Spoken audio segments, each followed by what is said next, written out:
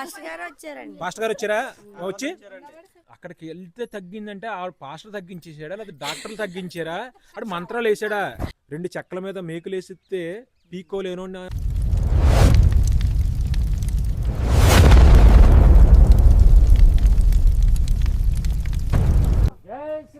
జై శ్రీరామ్. భారత్ మాతా కీ జై. భారత్ మాతా కీ జై.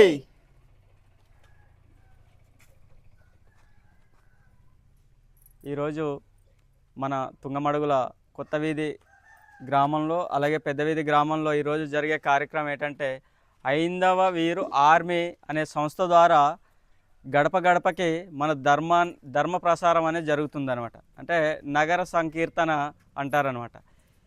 దీనిలో భాగంగా మనకు ఈ సంస్థ వ్యవస్థాపకులు వరప్రసాద్ గారు, ఈయన వీరి ఆధ్వర్యంలో మన పల్లెటూరులో అంటే మన ఇక్కడ ఈ జిల్లాలో ప్రతి గ్రామం కూడా ఈయన ఈ హైందవ వీరు ఆర్మీ సంస్థ ద్వారా హిందువులు కట్టుబాట్లు ఎలాగుండాలి, అలాగే ఇతర మతస్థులు మన గ్రామంలోకి వస్తే ఎలా వ్యతిరేకించాలి, దాని మీద వారు సందేశం ఇస్తూ మన హిందువులందరినీ కూడా ఒక సంఘటితం చేస్తూ ముందుకు నడిపిస్తున్నారు. ఆయనే వరప్రసాద్ గారు.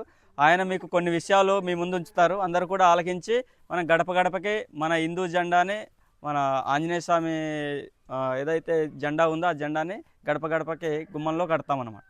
నగర సంకీర్తన చేసుకుంటూ ఏమో జై శ్రీరామ్. నేను చాలా గ్రామాల్లో ఇప్పుడు మేము అన్ని గ్రామాలు తిరుగుతున్నాం. నా పేరు వరప్రసాద్ అమ్మ. నేను ఏజెన్సీ గిరిజన గ్రామాలు అలాగే మిగతా గ్రామాలు కూడా అన్ని గ్రామాలలో కూడా మన ధర్మం గురించి వాళ్ళకి చైతన్యం చేసి పరధర్మం గురించి కూడా చెప్తేనే కదా మనకు తెలిసింది.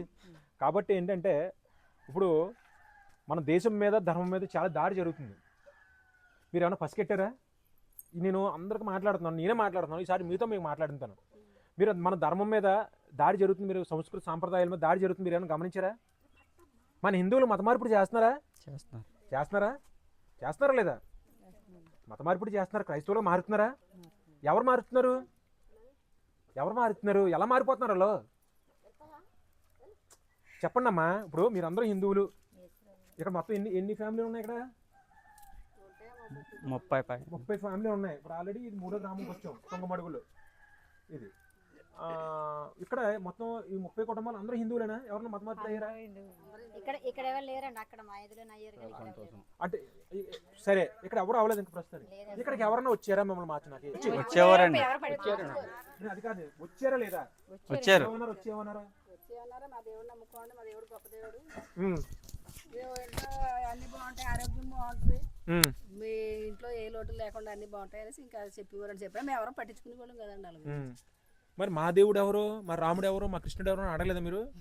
మనకి వాక్సాతం ఉంది కదా. ఎందుకని వాదం అనేసి మేము అడిగేవాళ్ళం కదండి. ఇంకా వాళ్ళతో వాదన ఆడుకోవడం ఎందుకు, మనం ఏం అమ్మిదిరే చేసేది లేదు కదా అనేసి ఇంక మేము వాళ్ళని ఏమి అనేవాళ్ళం కదండి. ఇప్పుడు ఏంటంటే అమ్మా, మీకు కొంచెం కాబట్టి తెలుసు కాబట్టి వాదన ఎందుకు, ఈ పనిమారాలతో బెగ్గలతో అని చెప్పి వదిలేశారు. ఇప్పుడు ఏంటంటే 2000 సంవత్సరాల నుంచి ఏంటంటే ఒక అతిపెద్ద మోసం జరుగుతుంది. ఒక దేవుడిని కానోడిని 2 చెక్కల మీద మేకులేసిస్తే పీకోలేనోడిని హలో పోలోమని ఎడితే చచ్చిపోయినోడిని మన దేవుడు అని చెప్పేసి మన ప్రచారం చేస్తున్నారు. తెలుసా మీకు? ఒక కల్పిత మతాన్ని తీసుకొచ్చి పోనీ మనం ఏమన్నా ఏమన్నా అందులో మంచి జరుగుతుందంటే అది కాదు. ఆ నల్లట్టు పుస్తకంలో అన్ని పచ్చి బూతులు ఉంటాయి. అవి చదువుతున్నోడు ఎవడో కూడా మతంలో ఉంటారు ఎవరని. మన హిందువుల దగ్గరికి వచ్చి మన గుమ్మాల్లోకి ఎవరు ఇలా రామ్మా, ఇలా రాత్రి చెప్పమ్మా. ఏంటి నువ్వు ఎలా నువ్వు ఎందుకు వెళ్ళావమ్మా? ఒక్క నిమిషం ఆగండమ్మా. నువ్వు ఎందుకు వెళ్ళావమ్మా? బాగోకి వెళ్ళానండి. ఏం బాగోక? నా కడుపులో నొప్పి వచ్చిందండి. ఎన్ని మందులు వేసుకున్నా తగ్గలేదండి. తగ్గకపోతే అక్కడికి వెళ్ళానండి, తగ్గిందండి. తగ్గినా నాకు అప్పుడు ఇంకా 3 సంవత్సరాల నుంచి నాకు వెళ్ళాలనిపించలేదు, మానేశాను. ఇంకా అక్కడికి వెళ్తే తగ్గిందంటే ఆ పాస్టర్ తగ్గించేసాడా లేదా డాక్టర్లు తగ్గించారా? అటు మంత్రాలు వేసాడా? ఏమని తెలియదు కానీ తగ్గింది. ఇప్పుడు ఒకటేంటే కొన్ని మనకి ఆటోమేటిక్గా ఒక 4 రోజులు పోయిన తర్వాత, వారం రోజులు పోయిన తర్వాత కొన్ని మన వ్యాధులు తగ్గిపోతుంటాయి. మందులు వేసుకోకుండా కూడా తగ్గిపోతుంటాయి కొన్ని. అది ఏంటంటే ఒక బండి ఉంది, ఒక సైకిల్ ఉంది, దానికి ఏమైనా ఇరిగిపోయింది అనుకో, దాని అంతా అది రిపేర్ చేసుకుంటుంది. అది మనం వెళ్ళి చేయించాలి. ఇప్పుడు చిన్న విషయం చెప్తున్నాను. మన కాలుకి దెబ్బ తగిలింది, కాలుకి దెబ్బపడిపోయి ఏదో రాసుకుంది. రాసుకుందనుకో మనం ఒకసారి మందు వేసుకోపోయినా కూడా తగ్గిపోద్ది. మీకు తెలుసు అది. మన కాలుకి ఏదో కోసిపోయిందమ్మా, చేయి కోసిపోయింది, మీకు ఏదో వంటగదిలో ఉండి చాకు కోసిపోయింది అనుకో, ఒక్కొక్కసారి ఏ మందు వేయకపోయినా సరే దాని అంతా తగ్గిపోద్ది కదా. దాన్ని ఏమంటారంటే ఆటోమేటిక్ మెకానిజం అంటారు. మన రిస్టెన్షన్ పవర్ని బట్టి, మనకి ఇమ్యూనిటీ పవర్ని బట్టి కొన్ని లోపల ఏంటంటే మనం పడుకుంటాం కదా, పడుకున్నప్పుడు ఏంటంటే మన బాడీ రిపేర్ చేసేసుకుని కొన్ని వ్యాధులు తగ్గిపోతుంటాయి. ఇప్పుడు మీరు మళ్ళీ అందులో ఎందుకు వచ్చేసు? నాకు వెళ్ళాలనిపించలేదండి. అంతేకాక మీరు 4 వారాలు రాకపోతే మీ ఇంటికి ఎవరో ఒకరు పంపుతాడు ఎందుకు రావట్లేదని. మీరు మానేశారా? మీ ఇంటికి ఎవరైనా పంపించాడా? అతను వచ్చారు. చూసా, ఇగో ఒక అతను వచ్చారు, ఎందుకు రావట్లేదని అడిగారా? పాస్టర్ గారు వచ్చారండి. మాస్టర్ గారు వచ్చారా? వచ్చి ఇది మా అక్కకి తెలుసు నేను ఇలా హిందూ దగ్గరకు వచ్చాను అనేసి. అప్పుడు ఎందుకమ్మా అలా మారిపోయారు అనేసి అన్నారు. మీరు చర్చికి వెళ్ళకపోతే మీరు ఎందుకు రావట్లేదు, మీ ఇంటికి వచ్చారండి, చాలా సార్లు వచ్చారండి. చూసారా? ఇంకో నేను ఏం చెప్పాను, ఇప్పుడు ఈవిడే చర్చికి వెళ్ళడం మానేస్తే పాస్టర్ ఇంటికి వచ్చాడు చాలా సార్లు కదా. వచ్చారండి. మళ్ళీ రమ్మని అడిగాడా?